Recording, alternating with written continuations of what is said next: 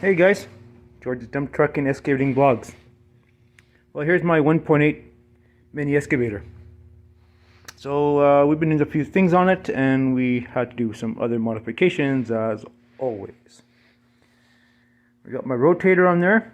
Something guys don't really see too much in North America, but this is something I really like. I really like the steel wrist tilt rotator and the Econ tilt rotator. It's not really something you don't see a lot of, but this is actually a pretty interesting gadget here. It rotates the bucket. So I have the other part of it. I have the tilt bucket, but this one here I made into a stationary bucket for now. Put this bar in here that keeps it at 90 degrees all the time. So and that got a tilt rotator here. Now the tilt rotator. The rotating bucket is very useful for many different things. Those of you who are excavating, landscaping and such, very useful tool. And so many times I've been on excavating projects and I wondered, Jesus, it'd be so nice to have a rotating bucket. So even something like this would be nice on the backhoe too. Shh, don't tell anybody. But off topic, at work we got a HUD dig.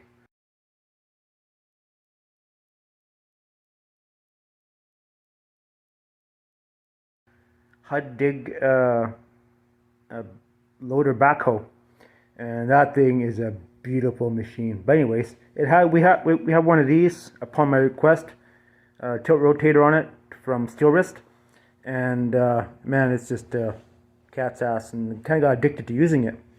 So I thought, well, when I order my machines up, I had ordered extra attachments. I got the tilt buckets and I got this rotating thing here. So what's good for even a bucket that's not tilt, at least you can turn it around, do whatever you want, right? So it's a very good investment. And you know, for the extra $300, and this thing here from anybody else, it'd probably cost you a few thousand. So anyways, that's the way it is. So but you know, we're gonna try it out and see how it works and such. You know, it's a heavy bugger, I'll tell you that much. But we're gonna try to get this thing here on the bucket here later. But something I had to do is because the stupid controller here, like these control valves from China, they're not that great. You see them there, I took them off, eh? So basically, I tried getting the thing to spin, and they would spit out hydraulic oil one way or another. And of course, that small one there has a single right through, right? That's actually a better system for this, but nonetheless, well, I don't know. But the thing is, later date I'm gonna plumb this so I can have, well, technically this machine is plumbed multiple ways, but I want to do it differently. And actually, I want to add another pedal. The auxiliary pedal right there. Focus. I want to put another one on the other side, so we can operate the real system, even the log grapple, on this machine, and have everything on pedals, and it's all plumbed in properly. China does a really good job of doing things, but I mean, us in North America, we're lazy, right? We want, you know, thing is, we don't want to be jumping off the freaking machine 10 million times to turn the knob, unturn it, blah, blah, blah, you know, back and forth, right?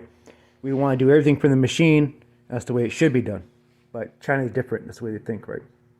But anyways, I got no problems against what China manufacturers do, but we, as a dealer myself, these machines, I do want to do things in a different way to make it a lot more operator friendly. So this is why I went back to the original. I went back to the hose here, right? And I just plumbed it direct to attachment. But I definitely do need to make a special bracket. Talk to someone who has a metal 3D printer and something like that, and fabricate something that can go here. Some kind of CNC machine. I guess it'd be a CNC machine of some sorts. And make a special bracket here and thing here that you can plumb all the hoses in, like similar to that right there, but straight through. So anyways, that's for a later date. When I go back, when I order another machine or so, we're gonna make this differently. But anyways, there you have it. So anyways, had to do that right through to here, and yeah. So I mean, this is gonna be beautiful for my next projects I have around the ranch here, and such a nice thing to have. Also, the other thing I had to do is I had to put a cutting edge on the bucket. You might see the bolts in there, right? Well, I spent, I don't know, a couple hours yesterday doing this, and this is something that the manufacturer should do. When I order more machines in the future, which I will at some point, I'm not too sure, I'll be getting them to put cutting edges on all the buckets like this, like a grading bucket. Just the way it is, right? But that's a really nice bucket. This bucket here is a good sized bucket for this machine.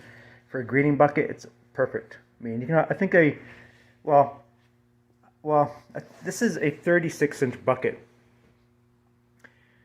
You can probably go wider, I think you can, but for the size of the machine, I think it's perfect for what we're gonna do. And I mean, you don't want to go too big, but you know, it is the way it is, right? So I haven't used the machine yet, but I will be, because we have projects coming up and I really need it. So that's why. Well, if it's not an ambulance, it's a cop car or fire truck. So anyways, yeah, so there you have it. Fire somewhere. So anyways, here is the 1 ton. I don't know. I was thinking about selling it, but I don't know. I don't know. I just like my mini excavators, and they're so useful for many different things. And if you're starting a business that is excavating, dump trucking, you really don't need. If you're doing a small business, right? Of course, I would love to do a big, you know, have a big huge truck and all this and that, do all these different things, but everything costs money, right? But if you stay with small equipment and small trucks, you can do all sorts of different things. But anyways, this is the mini excavator. And originally I had thought about setting up a rental business, but after talking to a friend of mine who is actually in the rental business, and all the rigmarole and bullshit he's gone through, it's just not worth it. I was really gung-ho about going into the rental business, but it just is too difficult. And for amount of money guys are going to make, and the amount of wear and tear guys are going to get on these machines, it's just not worth it. I mean, I'm confident that the Chinese mini machines will work for rental equipment, but I'm not confident on what people will do to it to wreck it. So, tell you a story is my friend up here, his rental business, like I said, and they brought in a new machine in. I think it was I don't know what the hell it was.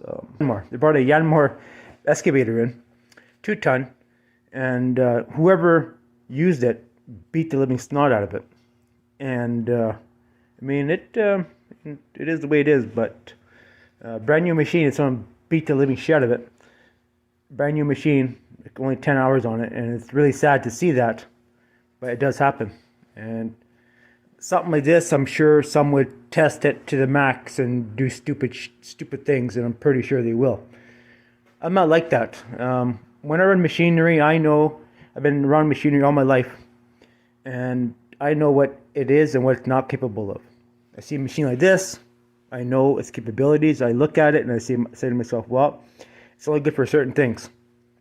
You're not going to be pulling out big stumps this machine because it's just not designed for it. Neither is this one. Sure, has the big boom and everything on it, but you got to realize it's made in China.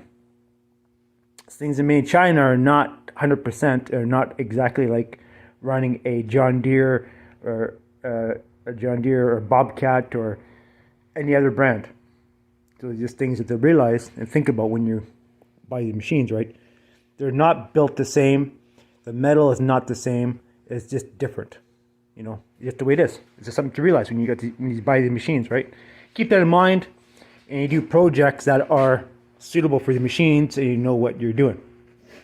So, that being said, this is why I thought, going back to my original plan, how my own little excavating business, I know my machines are capable of. I run them, no one else runs them, and everything's hunky-dory and perfect. But you know how that is.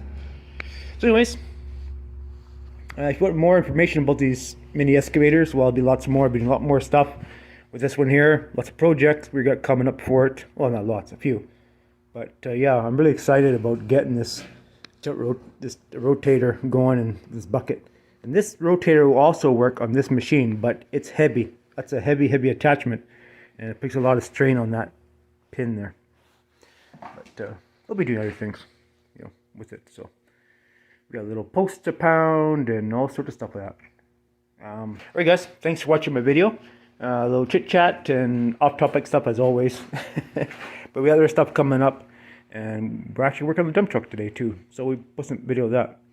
So anyways, thanks for watching, and stay tuned for more updates on excavating and dump trucking blogs. Alright, see ya.